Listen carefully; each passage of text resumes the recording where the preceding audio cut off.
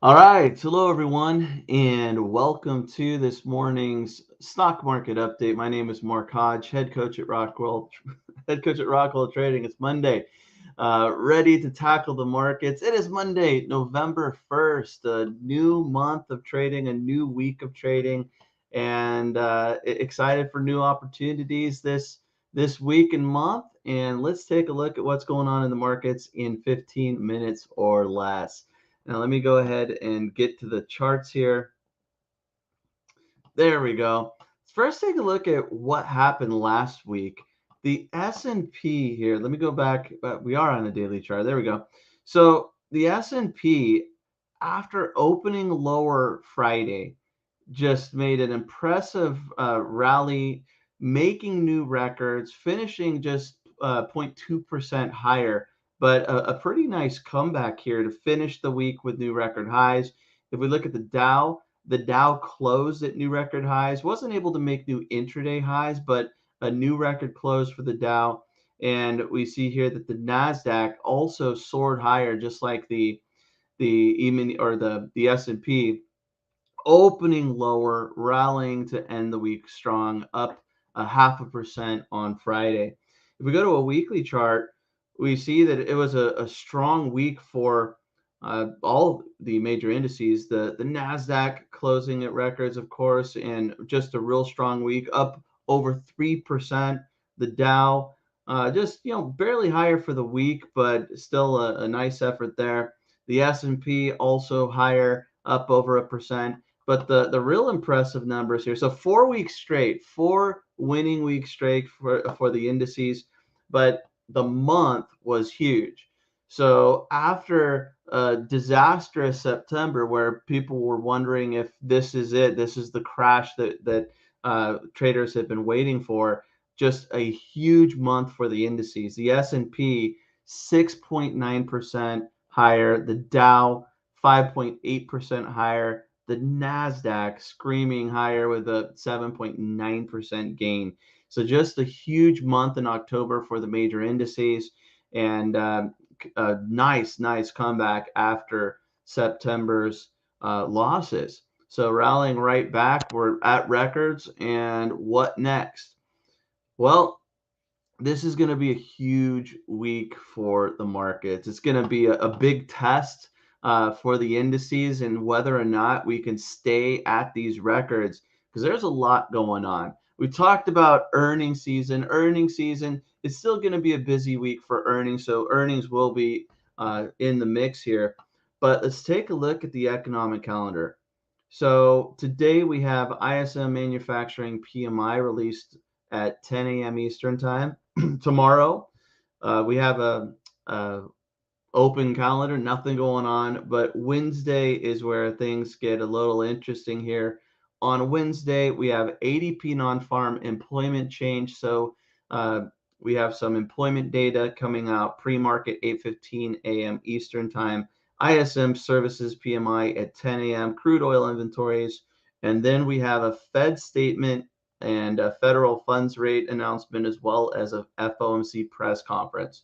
So the Fed will begin their 2-day policy statement or policy meeting, on Tuesday, wrapping it up on Wednesday. And we don't expect interest rates to be raised. Traders right now they're looking further out for interest rates being hiked. But traders are going to keep a close eye on the Fed and the wording in that statement. We'll see if tapering is announced. So reducing that stimulus, the bond buying program that the Fed has had in place since the pandemic began to help the economy. We'll see if they announce specifics around that tapering, and there are expectations that they're going to start to taper November, December this year. Traders are kind of expecting it, although it's still a wild card here. What will they say? And can they continue this when prices are rising and the markets are at record highs? So this is going to be a big meeting for the Fed, wrapping up Wednesday with the Fed statement at 2 p.m. Then also the press conference at 2:30. But not only do we have the Fed, we have the Friday unemployment report or the jobs report. So this is telling us what the jobs market was like for October. So we'll have average hourly earnings, non-farm employment change, and the unemployment rate released on Friday.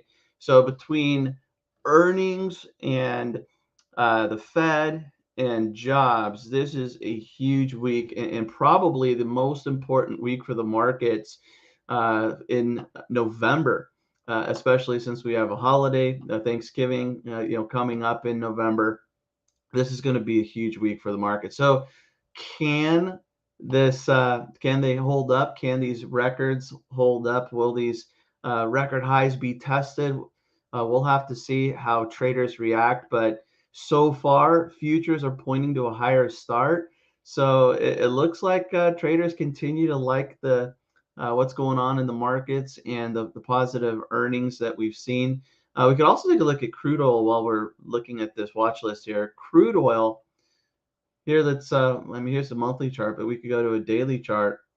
Crude oil is still hanging around at these highs. So actually, if we go back to a monthly chart, we see here that these are highs not seen since 2014. So 7-year highs for crude oil. We see that last month we did finish near these highs, up 11%.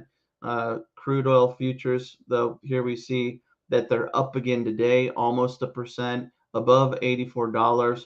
The recent high was 85.41. So crude oil is still hanging in there. These crude oil prices are not going away, at least not right away. So that's something to watch as well. So big week for the markets. Big week for the markets. Let's take a look at some movers here, and let's bring up American Airlines. So American Airlines, trading near multi-month lows. I'm on a daily chart there. Good. So we see here after this, for any chart pattern traders, after this double top, we broke down through this low, and now we see that we're testing these recent lows. I bring up American Airlines because over the weekend they had a rough couple of days. So they canceled 1,700 flights since Friday, canceled another 250 flights for today, which represents approximately 9% of their scheduled flights for today. And they're blaming weather and staffing problems. So doesn't look like there's a major impact on prices here, down 0.4% pre-market, but American Airlines having a tough weekend, canceling all sorts of flights. And this is just similar. This might be what to expect with airlines for the time being here. If we look at Southwest, we see they're down 0.4% pre-market. A similar chart pattern here. Southwest in October, they had a rough couple of days or couple of weeks, actually sliding more with that news, where in October they were hit with cancellations as well. They canceled 2,000 flights. So in October, that was Southwest's issue, and this weekend it was American Airlines. Southwest definitely reacting a little bit more to their issues than American. American down just 0.4%. Another stock in the news. Let's go ahead and bring up Harley Davidson. Hog up 8% pre-market. So we look at the stock chart with Harley Davidson here, and similar to a lot of the stocks that we've been seeing, that like the airlines, they made highs early a couple months ago, and now have pulled back. Hog trading in this range, but jumping big pre-market, and this is tied to news that the U.S. and the European Union ended a steel and aluminum tariff dispute. So that's helping Harley and any hog traders looking for a nice jump here after earnings. So there was an earnings, a little pop there, and then went sideways. But the tariff dispute being over, bigger mover for hog. So nice jump pre-market. We'll see where that ends up. Let's also look at AMC Entertainment. AMC pulling back a little bit pre-market. This was up almost 3%. I think 2.6, 2.7 early on, up 1.3% now. But AMC announced that in October, they had the highest theater admission revenue that they've seen for any month going back to February of 2020. So AMC, a little pop. I would say 1% for AMC is not that big of a deal, but it was looking closer to 3% early on. Now just 1.5%. So trading at 35.88. AMC, what's going to happen with this one? We know the whole meme stock story and how this just exploded and really, starting to trade in this range, making lower highs, making higher lows, and just kind of consolidating. It looks like this one's ready to move. Which direction? We'll see. Another one, let's take a look at Coca-Cola. Coca-Cola up just 0.2% pre-market. They actually announced a big deal heading into the open today. So Coca-Cola announced that it has purchased full control of the sports drink Bodyarmor for $5.6 billion.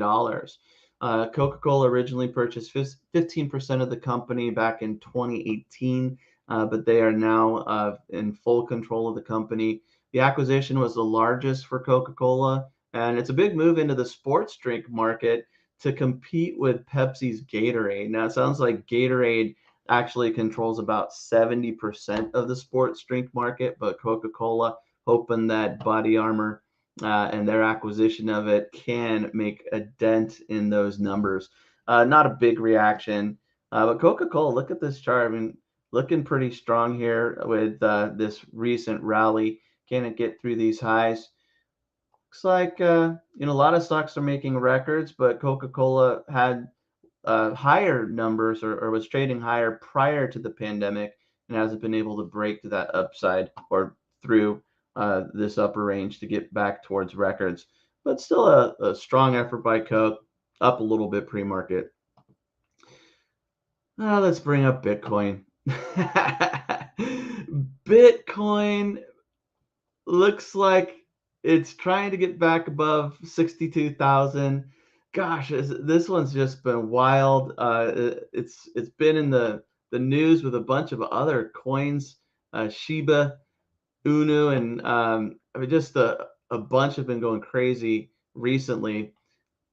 Ethereum also getting up towards these highs. So looks like Monday we're seeing a little bit of a rally there in the crypto market for anybody who's invested in crypto.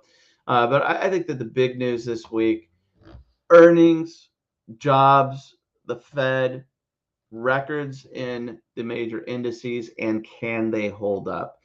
They're holding up so far pre-market. Futures pointing to a higher start, so it looks like we'll have a higher open, but it's a big week for news, big week for earnings, and we'll see where things end up after the dust settles. Well, this is it for today's stock market update. What's moving as we approach the open in 15 minutes or less. If you like this video, if you like this report, please like it on YouTube as well, and we'll see you next time. Until then, happy trading, everybody.